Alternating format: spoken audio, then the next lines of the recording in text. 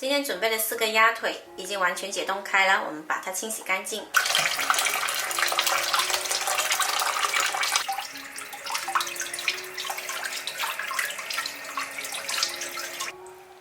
洗好了沥干水分，准备一个炒锅，加入1包粗盐，再加入八角、香叶、花椒、丁香，调中火炒出香味。把盐炒热了之后呢，放入香菜，继续炒香。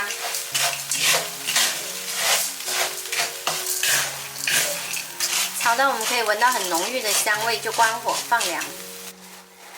盐放凉了之后呢，把它撒到鸭腿上面，按摩一下。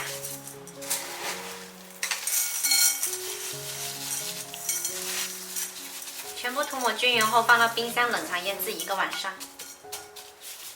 我们再来准备一锅清水，加入姜片、葱节还有料酒，调大火煮开。腌制1晚上的鸭腿呢，我们可以把它取出来，排去表面的盐分。锅里水开了，把鸭腿放进来，不需要清洗哦，还是保持大火。煮开后转小火，再煮20分钟。时间到了，关火焖1个小时。时间到，鸭腿已经焖熟啦，夹出来晾干水。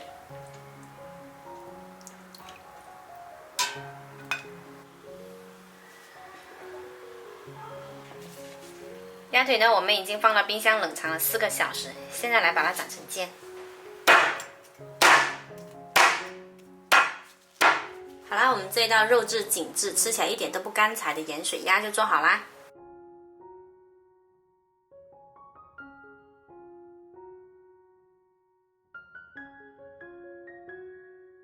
虽然用盐腌制了1个晚上，但是吃起来一点都不咸哦。喜欢的朋友可以收藏起来试一下。